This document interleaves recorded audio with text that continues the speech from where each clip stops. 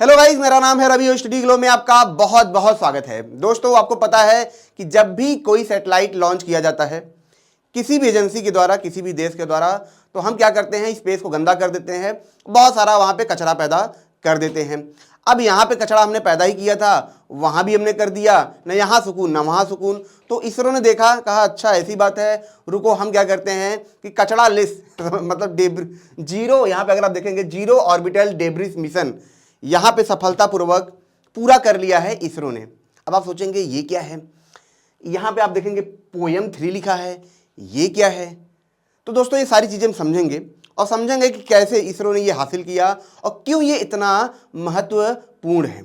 आप जरा कल्पना करिए दोस्तों कि हमारे स्पेस में 5000 से 6000 से ज़्यादा सैटेलाइट ऐसे हैं जो कि एक्टिव हैं और वो लगातार काम कर रहे हैं। और जितनी सैटेलाइट हम लॉन्च करते हैं, अब मान के चलिए उतना ही कचरा क्या होता है, हमारे स्पेस में घूमता रहता है। कल को आप कल्पना करिए कुछ साल के बाद जब लगातार स्पेस एक्स, इसरो, प्राइवेट कंपनियां भी आ रही हैं धकाधक, ठीक है, बहुत सारे टेलीकॉम कंपनी हैं, सैटेलाइट लॉन्च करेंगे तो इतना कचरा हो जाएगा, इतना कचरा हो जाएगा, इतना कचरा हो जाएगा कि हमारा जीना बेकार हो जाएगा। ठीक है, यानी कि बहुत सारे से खतरे होंगे और फ्यूचर में, ठीक है, हमें इसकी बहुत सारा प्रॉब्लम देखना पड़ेगा। क्योंकि जब वो कचरे खराब होंगे, जब रीऑर्बिटिंग होंगे, धीरे धीरे जब वो कक्षा के नीचे आएंगे, तो एक समय ऐसा आएगा कि ये धरती पे गिरेंगे, चोटें पहुंचाएंगे, बहुत सारे सैटेलाइट्स आपस में टकरा के ये क्या करेंगे, ख़त्म कर देंगे, जिसके ऊपर कोई ध्यान नहीं दे रहा है। और इसीलिए दोस्तों यहाँ पे इसरो ने ये बहुत बड़ा कदम उठाया है और जिसको इन्होंने सफलतापूर्वक हासिल भी किया है। इसरो की दोस्तों अगर बात करें तो एफिशिएंसी के मामले में, ठीक है, सुंदरता के मामले में इसरो से बेटर कोई नहीं है। तो यहाँ पे दोस्तों अगर हम देखें तो ये जो लॉन्च हुआ था 1 जनवरी को हुआ था, मंडे के दिन हुआ था, 2024 में हुआ था। इसके ऊपर मैंने लेक्चर भी किया था, ठीक है। और इस जो मिशन का नाम था PSLV C58 एक्सपोसैट करके ये मिशन था, जिसको पहले लॉन्च कर दिया गया था। और अब क्या हुआ है दोस्तों, मिशन तो चलता रहेगा लेकिन जो अंतिम मिशन था वो पूरा हो चुका है, ठीक है, सारे लॉन्चेस हो चुके हैं, सैटेलाइट को स्पेस में छोड़ दिया गया है और इसके बाद ये क्या हुआ है, समुद्र में जाके ये गिर गया है। अब दोस्तों समझते हैं कि आखिर ये मिशन क्या था, ये पोयम 3 क्या है, इसको भी समझते हैं, ठीक है। तब हमें समझ में आएगा कि पूरा मामला क्या है, ठीक है। इसके बारे में कुछ कुछ आपको याद होगा लेकिन हम इसको फिर से चर्चा करेंगे, तब आपको यहाँ पे पूरा समझ में आएगा, ठीक है दोस्तों। तो सबसे पहले दोस्तों हम बात करते हैं पोयम 3 की। देखिए पोयम 3 और यहां पे अगर आप देखेंगे, ठीक है, PSLV CA5 एक्सोसैट जो मिशन है, तो पोयम 3 इसी के अंदर आता है। पोयम 3 एक तरीके से हम कह सकते हैं कि एक मिशन था, एक और मिशन था जो कि इसी के अंदर था। आप ऐसे समझिए कि हमने क्या किया है, एक रॉकेट को लॉन्च किया, सैटेलाइट को लॉन्च किया, ठीक है, और उस रॉकेट के अंदर 2 मिशन थे। एक मिशन ये था और इसी के अंदर एक मिशन और था जिसका नाम पोयम 3 है, जिसका काम कुछ और था, कुछ एक्सपेरिमेंट करना था, कुछ जानकारी लेना था। यही 2 तरीके से हैं।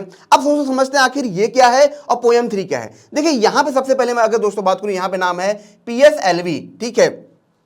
देखिए दोस्तों PSLV जो लॉन्च व्हीकल होता है, ये ऐसा व्हीकल है जो कि लिक्विड स्टेजेस में काम करता है, यानी कि इसकी जो इंजन होते हैं लिक्विड के हिसाब से काम करते हैं। इसके अंदर लिक्विड हाइड्रोजन होता है, लिक्विड ऑक्सीजन होता है, ठीक है। ये 3rd जनरेशन क्या है, लॉन्च व्हीकल है जो कि इसरो ने बनाया था 1994 में, इसीलिए काफ़ी कारगर है, ठीक है, काफ़ी बेहतर है। अब दुनिया में दोस्तों अगर देखा जाए तो लगभग जितने भी लॉन्च व्हीकल है लगभग इसी मॉडल पे सब काम करते हैं, ठीक है। अब यहां पे दोस्तों अगर हम बात करें एक्सपोसैट की बात करें तो इसका क्या मतलब है, एक्सरे, ठीक है, एक्सरे के बारे में जानकारी इकट्ठा करना है हमारे ब्रह्मांड में, ठीक है। बहुत सारे एक्सरे हैं, बहुत सारे सेलेस्टियल बॉडी हैं जिसको भी मैं आपको बताऊंगा कि कैसे वो एक्सरे पैदा करते हैं और उनके बारे में हमें जानकारी इकट्ठा करना है, क्योंकि वो तो लाइट पैदा करते नहीं हैं। जब लाइट पैदा नहीं करेंगे तो हम कैसे उनको जानेंगे, तो भाई कुछ ना कुछ तो निकालेंगे, ठीक है। तो जो निकालते हैं वो एक्सरेज के फॉर्म में होता है और उन्हीं एक्सरेज को कैप्चर करके हम क्या करते हैं, बताते हैं कि एक ब्लैक होल कहाँ हो सकता है, बाइनरी स्टार कहाँ हो सकता है, ताकि हम उनके बारे में जान पाए। मैं आपको दोस्तों बता दूं ये मिशन जो है, इस तरीके के जो सैटेलाइट है, भारत दूसरा है, ठीक है, और इंडिया में इसरो पहला है जिसने ये लॉन्च किया है।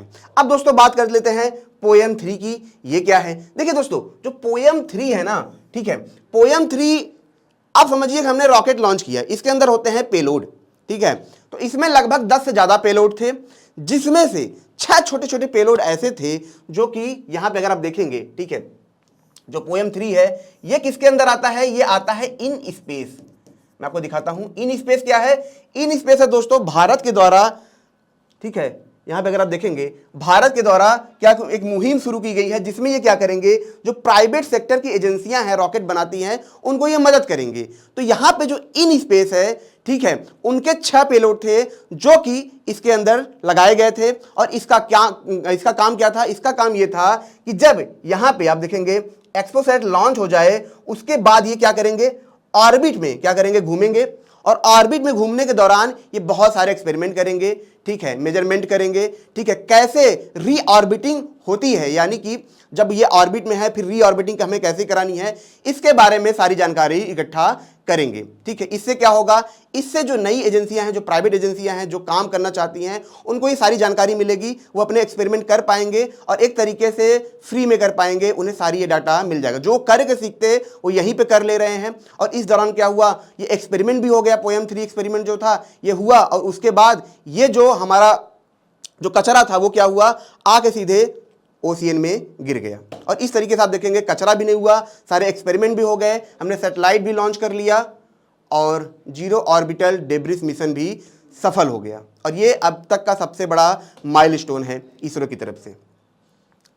अब दोस्तों अगर हम इन स्पेस की थोड़ी सी बात करें तो यहां पे अगर आप देखेंगे, मैंने कुछ दिन पहले लेक्चर डाला था, जैसे अग्निकुल हुआ, ठीक है, स्काई रूट हुआ, ऐसे बहुत सारे प्राइवेट एजेंसी हैं जो लगातार इसमें काम कर रही हैं। बहुत सी एजेंसियां ऐसी भी होती हैं दोस्तों जो रॉकेट लॉन्च नहीं करती हैं लेकिन रॉकेट्स के बहुत सारे पार्ट्स बनाती हैं। जैसे अगर हम बात करें फॉरेन में बोइंग कंपनी है, ठीक है, अब तो रॉकेट भी बनाने लगे हैं, लेकिन उनका ज़्यादातर काम होता है रॉकेट इंजन को बनाना, इन सब को बनाना, जो कि उनको डिजाइन दिया जाता है नासा के द्वारा, इन सब के द्वारा। तो वैसे बहुत सारी कंपनियां हैं जो रॉकेट सेक्टर में काम कर रही हैं, ठीक है, जो कि पेलोड्स बनाती हैं, रॉकेट बनाती हैं, इंजन बनाती हैं। वहीं पे स्काई रूट हुआ, अग्निकुल हुए, ऐसे बहुत सारे हैं जो कि सीधा सैटेलाइट जो कि क्या करते हैं, रॉकेट लॉन्च करते हैं और छोटे छोटे सैटेलाइट को ये क्या करते हैं, लॉन्च करते हैं। तो जाहिर सी बात है कि जैसे आईपीएल के अंदर आप देखेंगे कि प्लेयर बड़े बड़े प्लेयर के साथ खेल के, एक्सपीरियंस प्लेयर के साथ खेल के सीखते हैं, यहाँ भी सेम वही सिस्टम है कि जो छोटे छोटे प्राइवेट प्लेयर हैं वो क्या करें, इनके साथ रह के काम करें, इनके साथ सीखें और ये क्या करें, इकोनॉमिक सेक्टर में बढ़ावा दें। क्यों दें? क्योंकि इकोनॉमिक सेक्टर दोस्तों, अब मैं आपको बता दूं, जो रॉकेट सेक्टर में जो एक पैसा है वो बहुत ज़्यादा है और भारत चाहता है कि वो इसमें बहुत बड़ी हिस्सेदारी ले, क्योंकि भारत की जो हिस्सेदारी है टोटल इकोनॉमी में वो सिर्फ 3% है। तो यहाँ पे इसीलिए आप देखेंगे जो इन स्पेस है, इन सब मिशन में वो शामिल रहते हैं। यहाँ तक कि IIT स्टूडेंट, ये सब सारे MIT स्टूडेंट, ठीक है, जो मद्रास में हैं, ये सब भी इसमें शामिल रहते हैं ताकि ये क्या करें, बहुत सारी चीज़ें सीख सकें, ठीक है, एडवांस चीज़ें सीख सकें हमारे बड़े वैज्ञानिकों से। देखा मैंने, जैसे कि मैंने आपको बताया था, यहाँ पे 6 पेलोड भी थे, ठीक है दोस्तों। अब दोस्तों बात कर लेते हैं आखिर ये मिशन कैसे होता है, समझ लेते हैं। ये कचरा क्या होता है ये भी आपको समझ में आएगा, तब आप समझेंगे आखिर पूरी समस्या इसमें क्या है। देखिए जब ये लॉन्च होता है दोस्तों ना, तो यहाँ पे आप देखेंगे बूस्टर सेपरेशन होता है। तो एक तो कचरा हमें यही मिल गया, ठीक है, लॉन्च होने के दौरान ही हमें क्या होता है, बहुत सारी ये बूस्टर सेपरेशन आप देखेंगे, इसके अंदर सॉलिड, ठीक है, मटेरियल भरा होता है जो कि विस्फोटक होते हैं। और ये क्या होते हैं, एक बार जलते हैं सीधा ऊपर जाते हैं। तो ये तो कचरा हमें एक मिल जाता है। उसके बाद आप देखेंगे जब यहाँ लॉन्च होगा, ठीक है, तो फर्स्ट एंड सेकंड स्टेज आता है सेपरेशन का, यहाँ पे हमें एक चीज़ और मिलती है, ठीक है, सेकंड थर्ड सेपरेशन आता है, यहाँ पे आप देखेंगे हमें एक कचरा और मिलता है, यहाँ मिला, यहाँ मिला, यहाँ मिला, ठीक है। यही जो सैटेलाइट होता है यही स्पेस में जाके चला जाता है। बाकी चीज़ें क्या होती हैं दोस्तों, स्पेस में घूमने लगती हैं। और इसी को देखते हुए इन्होंने ऐसे डिजाइन किया था ताकि क्या, हम जब सैटेलाइट लॉन्च करें तो उसके बाद ये क्या हो, जो बचे हुए पार्ट हैं ये अपना एक्सपेरिमेंट कर ले। इसी के अंदर पेलोड थे, ये क्या करेंगे, एक्सपेरिमेंट करेंगे और क्या करेंगे, डी ऑर्बिटिंग करेंगे। यहाँ पे आप देखेंगे अगर, ठीक है, तो लगभग 650 किलोमीटर से ये क्या था दोस्तों, 350 किलोमीटर की डी ऑर्बिटिंग करेंगे और धीरे से ये क्या होंगे, हमारी स्पेस में, ओशियन में आके गिर जाएंगे, ठीक है। तो ये सारा यहाँ पे दोस्तों पूरा मामला था। अब दोस्तों थोड़ा सा इसकी जानकारी समझ ले, हम पेलोड के बारे में समझ ले तो आपको समझ में आएगा कि ये काम कैसे करते हैं, ठीक है। सबसे पहले दोस्तों मैं पोएम 3 की अगर बात करूं तो इसका नाम है PSLV ऑर्बिटिंग। देखिए ऑर्बिट एक्सपेरिमेंट मॉड्यूल 3, देखिए यहाँ पे ऑर्बिट एक्सपेरिमेंट की बात हो रही है कि जैसा कि मैंने बताया कि ऑर्बिट के बारे में एक्सपेरिमेंट करना चाह रहे थे कि कैसे रीऑर्बिटिंग होती है, कितने ऑर्बिट पे कितना थ्रस्ट, कितना फोर्स, ये सारा चीज यहाँ पे क्या किया गया था, एनालाइज किया गया था। अब दोस्तों पेलोड की बात करें, जो मेन पेलोड थे जिसका मेन मकसद क्या था, एक्सरेज के बारे में जानकारी इकट्ठा करना। तो यहाँ पे 2 पेलोड सबसे इंपॉर्टेंट थे। पहला था पॉलीमेट्री इंस्ट्रूमेंट एक्सरे था, ठीक है, और दूसरा था यहाँ पे दोस्तों एक्सरे स्पेक्ट्रोस्कोपी टाइमिंग। मतलब एक तरीके से एक पेलोड क्या करेगा, एक्सरे को कैप्चर करेगा, ठीक है, उसका डाटा इकट्ठा करेगा, और एक जो पेलोड है वो क्या करेगा, टाइमिंग देखेगा, किस दिशा से आ रहा है उसके बारे में देखेगा, ठीक है, वो सारी जानकारी क्या करेगा, इकट्ठा करेगा, कितनी दूरी से आ रहा है, कौन से डिस्टेंस से आ रहा है, उसके बारे में जानकारी इकट्ठा करेगा। दोस्तों कभी कभी हम क्या करते हैं, एक्सरेज को हासिल कर लेते हैं, या फिर हम ये कहें कि कोई हम जानकारी हासिल कर लेते हैं, जैसे कोई आवाज़ आ रही है, लेकिन आवाज़ आ कहाँ से रही है, कितनी दूरी से आ रही है, किस जगह से आ रही है, इसके बारे में हमें जानकारी नहीं होती है। ठीक है, अब मान लीजिए कि कोई गुंडा है, आपको चिढ़ा रहा है, ठीक है, आपको मारने की धमकी, मारने आ रहा है, आपको आवाज़ आ गई, लेकिन आपको ये भी अंदाजा लग गया कि यहीं आसपास है, तो आप भाग जाएंगे, या फिर मतलब मेरा यही कहना है कि यहाँ पे आप देखेंगे, ठीक है, कि एक्सरेज की जानकारी तो लेंगे ही लेंगे, लेकिन किस दिशा से आ रही है, कितनी दूरी पे है, ये सारी जानकारी यहाँ पे मिलेगी। अब दोस्तों बात कर लेते हैं इन पेलोड को किसने बनाया है। ठीक है, तो रमन रिसर्च इंस्टीट्यूट, ठीक है, और सैटेलाइट सेंटर जो कि बेंगलुरु में है, ये दो कंपनियां हैं जिन्होंने क्या किया है, इसके ऊपर काम किया है। देखिए दोस्तों, जो भी सैटेलाइट लॉन्च की जाती है उसके अंदर आप देखेंगे जो भी बहुत ही इंपॉर्टेंट रिसर्च बेस्ड इंस्ट्रूमेंट होते हैं वो इन्हीं के द्वारा बनाए जाते हैं। पुणे के द्वारा बनाए जाते हैं, रमन इंस्टीट्यूट, ठीक है, बेंगलुरु, ठीक है, IISc के द्वारा, इन सब के द्वारा बनाए जाते हैं। ठीक है, क्योंकि ये काफ़ी हाई रिसर्च बेस्ड इक्विपमेंट होते हैं।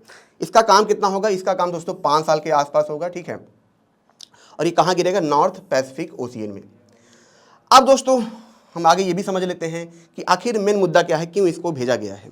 देखिए दोस्तों, हर देश बढ़ चढ़ के हिस्सा लेता है स्पेस के बारे में, ठीक है, अंतरिक्ष के बारे में, ठीक है, एस्ट्रॉयड जो हैं, ठीक है, इनके बारे में, मेटेओर हैं, इनके बारे में, ब्लैक होल, इन सब के बारे में हर देश बढ़ चढ़ के हिस्सा ले रहा है। और उसका रिजल्ट अब हमें दिख भी रहा है। जैसे अगर हम बात करें, जो बहुत सारे एस्ट्रॉयड जो घूम रहे हैं, उनके अंदर बहुत से ऐसे पदार्थ हैं जिनकी बहुत वैल्यू है। आने वाले वक्त में आप देखेंगे, ठीक है, जो ये रिसर्च हो रहे हैं इनकी भी अपने यहाँ पे बहुत वैल्यू होगी। ठीक है, ब्लैक होल हुए, बाइनरी स्टार हुए, यानी कि हम कह सकते हैं जो सेलेस्टियल ऑब्जेक्ट हुए, इनकी खास बात क्या होती है, इनकी खास बात दोस्तों ये होती है कि ये नॉर्मल लाइट एमिट नहीं करते हैं। जैसा कि मैंने आपको बताया था, जैसे कोई भी ऑब्जेक्ट है, जैसे आप ये पेन देख रहे हैं, ये आप देख रहे हैं, बोर्ड देख रहे हैं, मुझे देख रहे हैं, तो लाइट मुझसे टकराती है और मेरी बॉडी क्या करती है, एक अलग तरीके की लाइट एमिट मतलब रिफ्लेक्ट करती है। क्या जो रिफ्लेक्ट करती है उसे आप देखते हैं। लेकिन जो सेलेस्टियल बॉडी होते हैं उनके अंदर ग्रेविटी इतनी ज़्यादा होती है, इतनी ज़्यादा होती है कि लाइट भी उनसे बच नहीं पाती है। अगर ब्लैक होल की हम बात करें, ठीक है, तो ब्लैक होल के पास अगर लाइट जाती है तो उन्हें कैप्चर कर लेता है। तो हम कैसे जानेंगे आखिर ब्लैक होल क्या है, ब्लैक होल के अंदर फिजिक्स कैसे काम करता है। तो वैज्ञानिकों ने देखा कि वो क्या एमिट करता है, एक्सरे एमिट करता है। यहाँ पे अगर आप देखेंगे तो एक ब्लैक होल है जो कि एक तारे को खा रहा है। तो जब ये तारे को खाता है तो क्या होता है, यहाँ पे आप देखेंगे एक्सरे क्या निकल रहा है, यहाँ पे गर्म एक्सरे निकल रहा है। वो क्यों निकल रहा है दोस्तों, देखिए जो तारे होते हैं वो हाइड्रोजन, हीलियम, इन्हीं सबसे मिलकर बने होते हैं। अब हाइड्रोजन बना होता है प्रोटॉन और इलेक्ट्रॉन से। तो यहाँ पे अगर आप देखेंगे कि जब ये ब्लैक होल इसको अपनी तरफ खींचेगा बहुत तेज़ी से, तो ये जो इसके अंदर इलेक्ट्रॉन है ये भी क्या करेंगे, बहुत तेज़ी से त्वरण करेंगे, एक्सेलरेट करते हुए जाएंगे। यानी कि जैसे कोई बॉल अगर आप ऊपर फेंकेंगे तो जब वो नीचे गिरेगा तो उसकी स्पीड वक्त दर वक्त बढ़ती जाएगी। यही चीज़ इलेक्ट्रॉन के साथ होता है कि इसकी स्पीड वक्त दर वक्त इसकी स्पीड बढ़ती जाती है। अब इससे क्या होता है, जब इसकी स्पीड बढ़ती जाती है तो ये क्या करते हैं, एक्सरे एमिट करते हैं। और यही एक्सरे क्या होते हैं, हम तक आते हैं और इन्हीं को हमें कैप्चर करना है। ठीक है, इन्हीं को कैप्चर करके हमें ये जानना है कि ये कहाँ से आ रहे हैं, कैसी स्थिति है, वहाँ पे जो ब्लैक होल है उसकी क्या एनर्जी है। ठीक है, जो बाइनरी स्टार्स हैं उनकी क्या एनर्जी है। ठीक है, जो डॉर्फ स्टार हैं, ठीक है, उनकी क्या एनर्जी है। ठीक है, तो ये सारी जानकारी हम इस एक्सरेज के द्वारा हम ले सकते हैं। ठीक है, तो इसीलिए ये सारे एक्सपेरिमेंट किए जा रहे हैं। और इसका क्या फ़ायदा होगा, इसका फ़ायदा ही फ़ायदा है दोस्तों। ठीक है, जैसे हमने चाँद पे बहुत सारे मिशन लॉन्च किए, ठीक है, तो जो देश पहले चाँद पे पहुँचे उसे बहुत सारा फ़ायदा मिलेगा। इसका बहुत फ़ायदा है, दूरगामी फ़ायदा है। तो दोस्तों ये छोटा सा लेक्चर था, अगर ये आपको अच्छा लगा हो तो इसे लाइक करें, कमेंट करें, शेयर जरूर करें। मिलते हैं नेक्स्ट लेक्चर में। Thank you so much.